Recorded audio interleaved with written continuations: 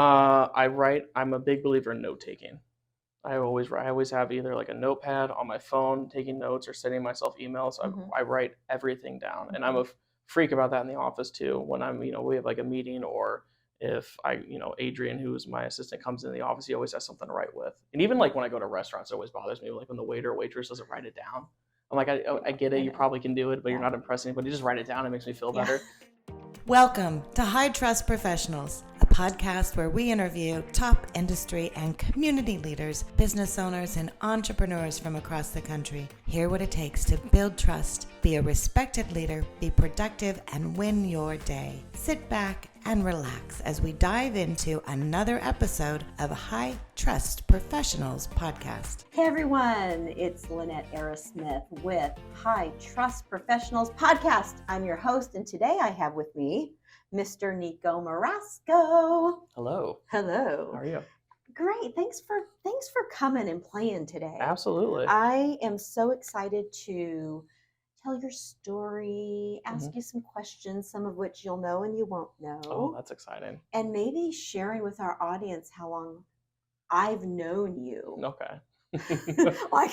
like I don't know. I think you were 4. I think even before that. Maybe. Yeah. Crazy. So just tell everyone who you are, what do you do, where do you do it? Awesome. Yeah. Like Lynette said, my name is Nico Marasco. I'm a realtor here in Omaha.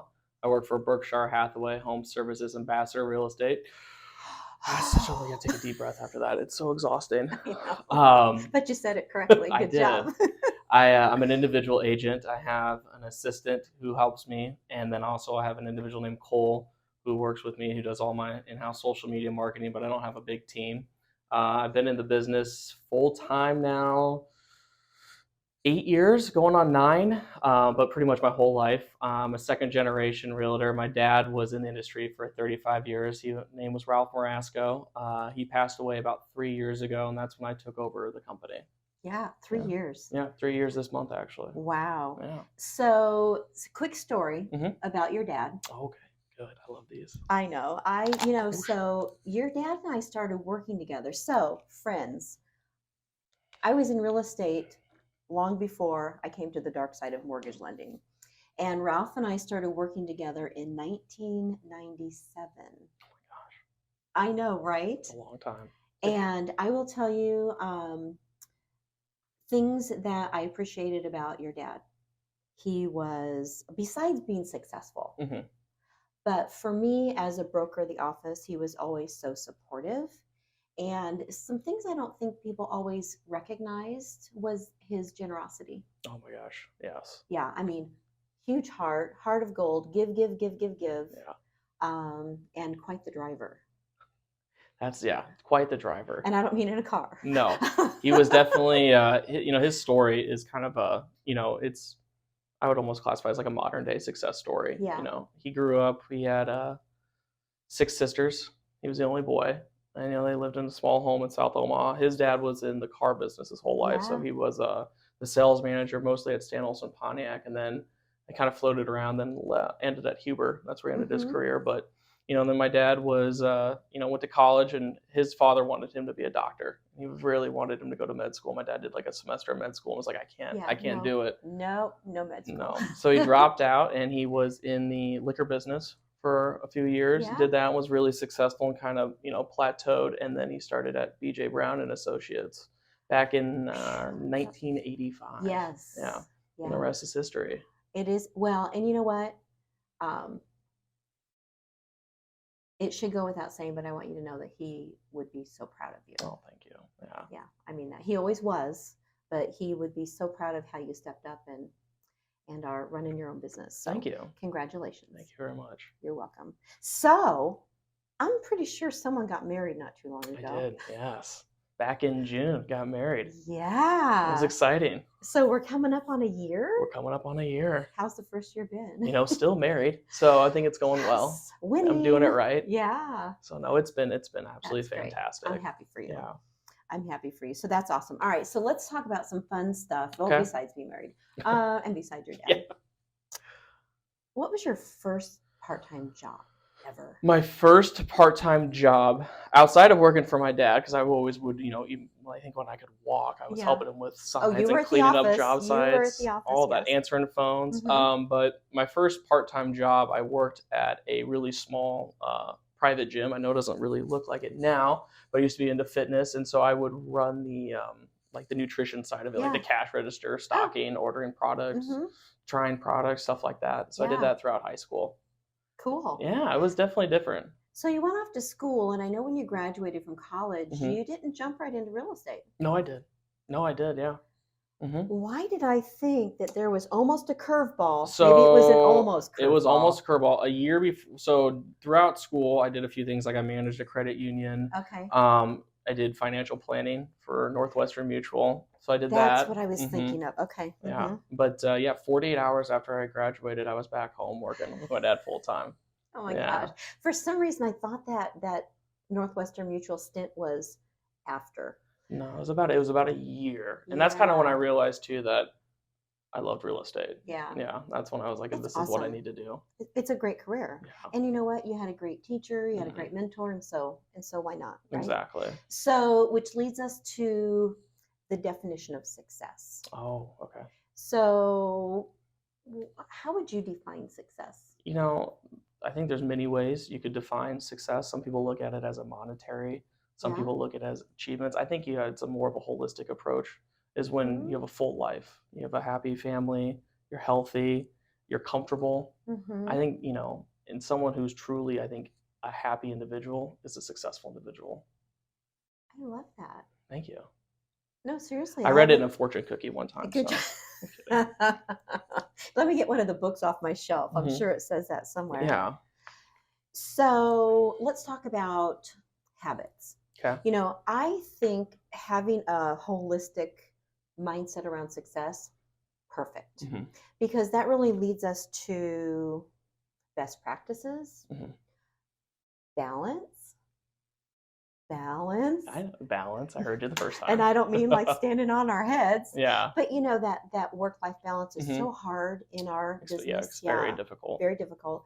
And so from that perspective, best practices maybe hmm that you make sure that you do every day that help you with your success. hmm And then how do you find work-life balance?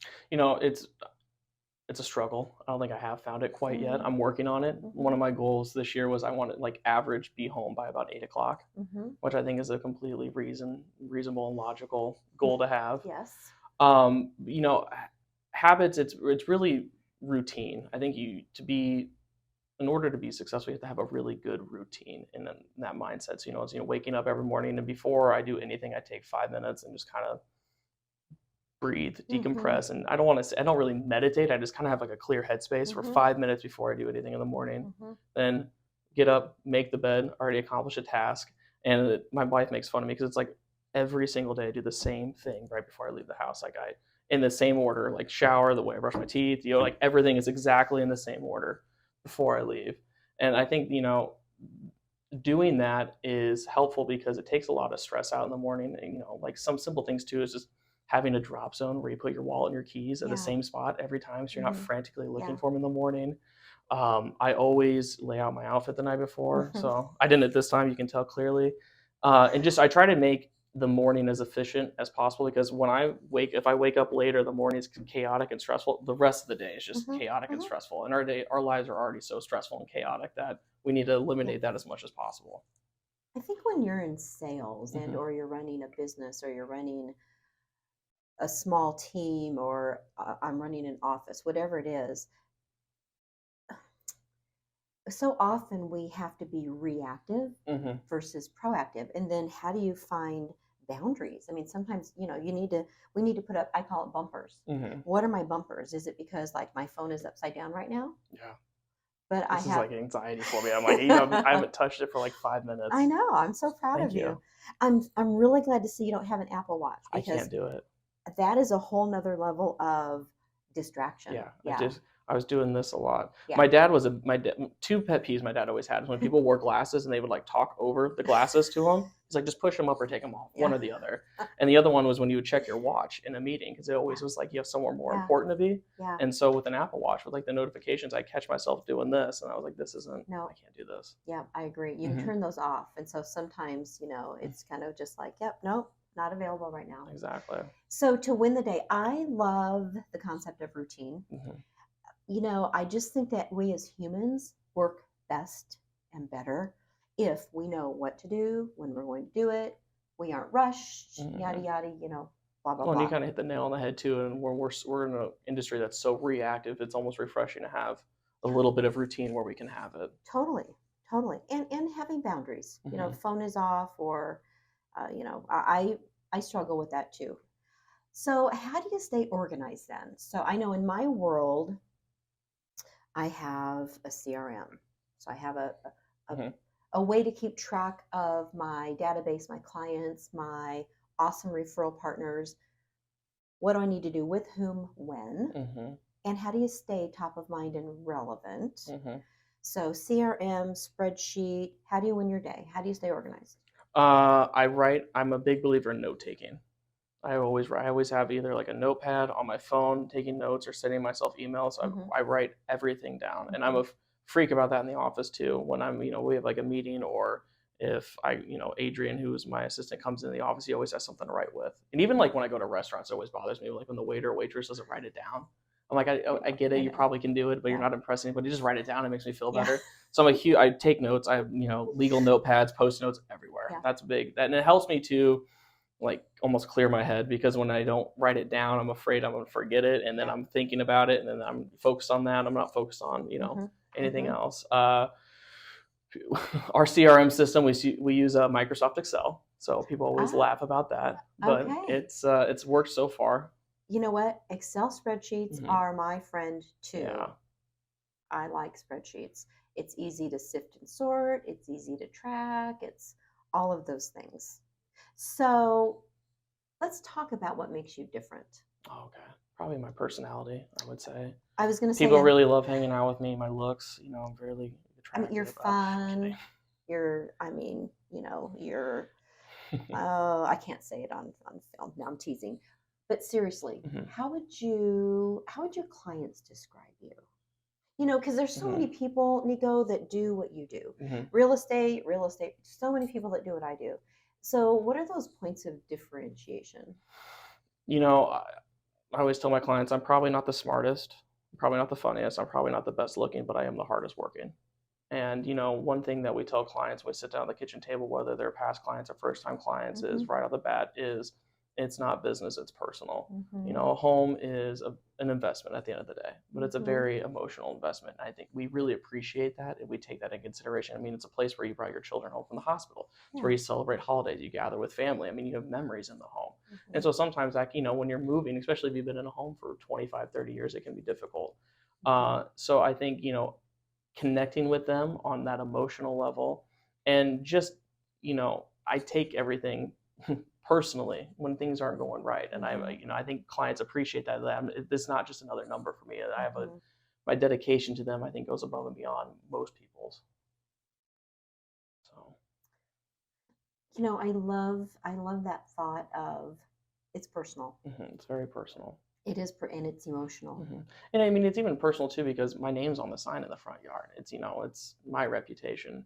So it's something that I take very, very seriously. And, that's one of my, at the end of the day, always we're striving to how can we make, the experience more of a white glove experience. I always tell people I'm not in sales, I'm in the concierge business. I try to make this process as easy, as streamlined for you as possible, so you don't have to worry about anything besides packing. And if you don't want to pack, I'll find somebody to pack your house for you. We know people. Exactly. We know people who would do that. I think that's awesome. Sometimes it's so easy to be transactional. Well, it is. And, I think we get lost in that because, we do this, last year we did it 80 times. People move maybe 3 or 4 times in their life max. And so I think sometimes we forget how stressful that process can be. I think as a realtor and even in auxiliary industries for real estate, I think people should be required to move every 5 years. So you remember how stressful it is, and, and how consuming it is. No. You know what? I don't think I could get Chris to move to save my life. Well, you can stay. You can move. I could. That's right. Oh, yeah. Now that is a great. No, just kidding. Just kidding. Okay, so I've really jumped in with both feet into the social media space. I'm really trying to be relevant, and sometimes it's informative, business related. Sometimes it's just fun. Mhm. And I know that you've really made a commitment to be more visible on social media as Yeah. well. So tell me about that. What are you doing? So I hired, his name's Cole. So I hired him about a month ago, and Yeah. he's just our in-house, his title's marketing director. So he's handling all of our social media, running all the analytics, analyzing, what hashtags to use, what days to post, what times of days to post.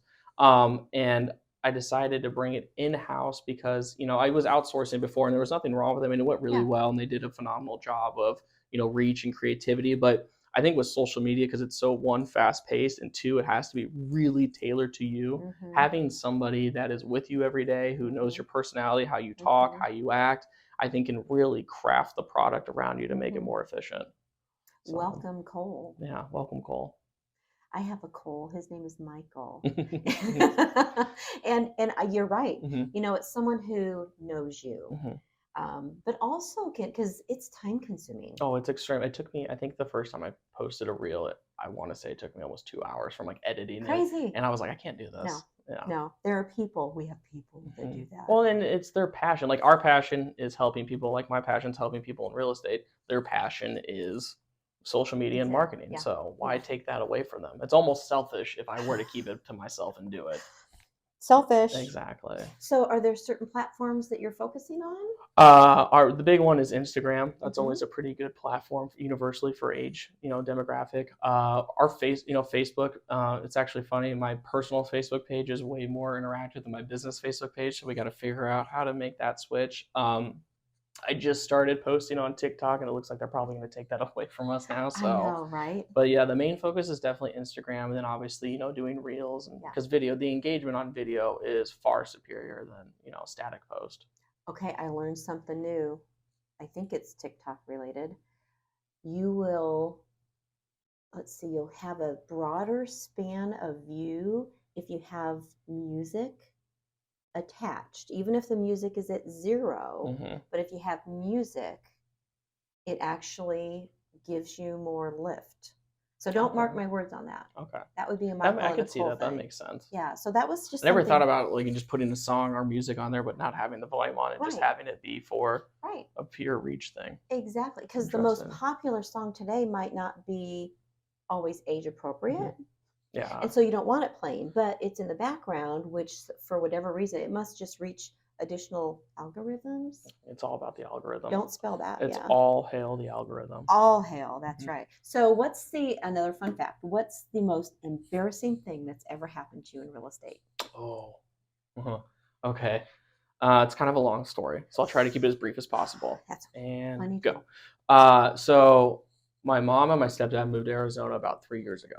And when they were house hunting down there with their real estate agent, they actually got into a car accident. Nothing major, everything was fine, but my mom called and told me, and I'm like, oh my gosh, that's so awkward. And clients in the car get into an accident. So fast forward about 1.5 years later, I have a client in from Arizona who is a doctor transferring here. And so I was kind of giving him a tour of Omaha. And the tours of Omaha can take, 3 hours. So we're looking at houses in different areas and just trying to get a feel. And we're in downtown and we're on the last leg of it. And I tell him the story. I tell him the story about my mom's in Arizona and the car accident. Well, 45 minutes later, we're downtown. Someone runs red light, T-bones me. Stop it. Yeah, totals my car. Airbags go off. I get knocked unconscious. They hit my side, the driver's side. What? Yeah, and so I come to, and there's the airbag smoke. Are you making this up? No, 100% true. I have photos. I can show you. The airbag smoke, OnStar's crackling through the speaker, and all the side airbags are off, so I can't see anything. And all of a sudden, the passenger door flings open, and this guy tucks his head in under the airbag and was like, I'm a doctor. Is everybody okay? And my client's like, I'm a doctor. I think I'm fine. I'm like, is anybody an attorney? I don't need more doctors. I need an attorney. He did not end up moving here. Did not end up buying a house. Oh, no. Yeah. And it's your fault. It wasn't my fault. Someone ran a red light. Thank goodness. But yeah, it just smoked my car. Oh, that's awful. It was awful. I mean, with that question, I really expected something like I was showing a house and walked in and someone was I've seen that's happened before. in the shower. Yeah. Wow. Or a vacant home where the parents have moved out and the high school kid and his girlfriend are back in the home and they didn't know there was a showing. Oh. Yeah, that's exciting. Walking on that. So Yeah, no. no, that was definitely. I mean, it necessarily That's wasn't scary. embarrassing, but it was most memorable. Everyone was okay. Everyone would say the car wasn't. Car was done. Oh. But yeah, it was. Okay, did the person that hit you have insurance? They did. Yeah, they did have insurance, thank goodness. And it was this high school girl, and I felt so bad for her. She was like crying and shaking. I'm like, it's fine, it's okay. And, yeah, I'm bleeding, but we're good. It's all good. So, if you could wave a magic wand and you could spend time with like one person, like, and again, it could be famous, not famous, national, international, just one person that you would want to spend time with, who would that be?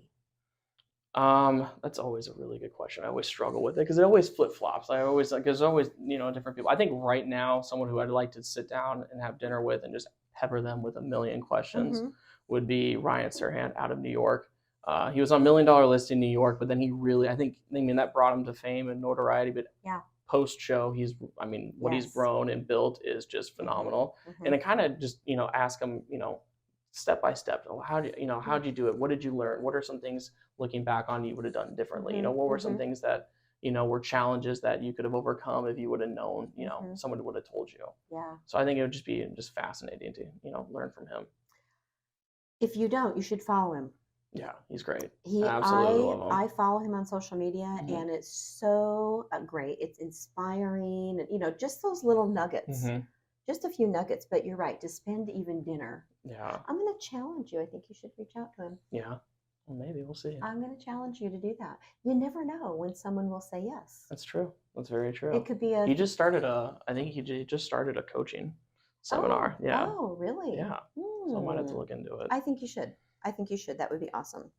Let's see. Is there anything else I want to ask you before we need to wrap up? Is there anything that I didn't ask you that you would like to share? I don't know. Those are really good questions. I think, as an industry regarding real estate, it's incumbent of us to really protect it. I think I don't want to say it's shameful to see what's happened in real, because I've, been blessed. I've been, I say I've been doing it for 8 years, but I've been doing it for 29 years. Wow. So I've kind of seen how it's evolved and changed, and there's just a real lack of professionalism, and not necessarily I'm talking about appearance, but just the way that people conduct themselves, their business, and and the understanding of how real estate works and how a transaction works. I mean, it's mind blowing to me that you can take 2 classes, pass a background check, and take a test, and now you're a licensed realtor, and you can just immediately start helping people. There's no apprenticeship requirement. There's no shadowing requirements. And I mean, we're helping people make the largest investments of their lives. And the barrier of entry is, easy, but there's no real set formal training for some people. And I think that needs to change. That would be awesome. We have so much now, but I will say in our world as well, whether you're with a bank like we are and you're registered versus a non-bank mortgage lender and you have to get licensed, there's still that lack of training, the hands-on, the mentoring, the let me show you versus just go find someone who needs a loan, right? Or go find someone who needs I also think, especially the last couple of years when inventory has been so low, you need to be a master contract writer and negotiator. And someone new is not going to understand what you've gone through, what we've gone through on the lending side, just with where the market's at. Yeah. So that's a really good point. And I think, telling new agents probably the biggest thing that they need to keep in mind as they're getting started is you need to treat the other agent in the transaction like a client, because your client may or may not use you again, but I almost guarantee you that agent on the other side, you're going to work with them again. And especially during this COVID craze with multiple offer situations, really leveraging your relationships with those agents help tremendously, because it's as you're a listing agent, you get 5 contracts. They're probably all they're all relatively the same. You're gonna start, okay, who's the agent? Yeah. And then the second question is, who's the lender? Yeah. Same thing in your industry too. It's just you want to work with people that are going to get the job done, who are going to not add stress to the deal. That's not our job. Our job is to alleviate stress. No, we have absolutely had the opportunity to do business because of the way we do business or Exactly. being known in the industry kind of thing. Run it like a company. Exactly. I think that, realtors have a lot of freedom, and if you come from a structured corporate environment into real estate, that can almost, be a hindrance to you, because you can go play golf at 1 o'clock on a Tuesday. No one's going to tell you no. And you need to run it like a Fortune 500 company. You need to have a set schedule. You need to be in the office. And I think, that's a big key to success. When I got into sales, which was real estate in 1994 for 15 years. And, you get up, you dress up, and you show up. And that was just the thing. That was it. That helped in my success so greatly because I had that mindset, which is exactly what you're saying. Yeah. All right, let's end with this. If you could go back to your younger self, you decide if that's last year or high school or college, what would you say? What would you want your younger self to know? I think just if I could go back and tell my younger self anything, is just be a sponge. I think there were some opportunities I'm very blessed to go to 2 phenomenal schools. And there were some opportunities that I just didn't take advantage of because I was young and naive, but never stop learning and always try to, you really put an emphasis on trying to grow and better yourself at a young age, because it'll put you leaps and bounds ahead as you get older. It will. That's great advice. I think we all could use that advice. What about you? What would you go back and tell your younger self? Oh, I'm the question asker here. We're going to turn this around. All right. So. Okay. So do we have another 10 minutes? No, we do not. I would say similar. Yeah. I would say have confidence. Don't let your circumstances define who you are. Okay. Because not everyone comes from the same place. No. And sometimes we have this baggage that's like, oh, well, I wasn't good enough, or I'm not good enough, or I didn't do that. And I think just having confidence, chin up no matter what, and definitely, like you said, definitely be a sponge. Yeah. It's okay to be vulnerable. It is. Oh, the V word. It's okay to be vulnerable. People are vulnerable. And real. Ask. Yeah. If you need help, ask. Nobody's and perfect. Don't be too proud. Pride gets in the way of so many things. I find that people appreciate more when you ask questions and, that you show them that, in a sense that you are vulnerable. I think it makes you more of a real, authentic person, because at the end of the day, everybody's struggling with something. Everybody's going through something. Yeah. And I think, by placing yourself in their shoes and understanding that, it helps you grow that connection with them. It does. All right, my friend. All right. So Can I check my phone now? No. Okay. So great to have you. Yeah. It's a wrap almost. Hey guys, thanks for joining High Trust Professionals podcast. I'm Lynette Arrasmith, your host. You can find it. Let's connect. You can find us on LinkedIn, Facebook, Instagram, and TikTok for now. For now. A like, a comment, a share, a review would be awesome. You can go to hightrustprofessionals.com, and we will see you next time.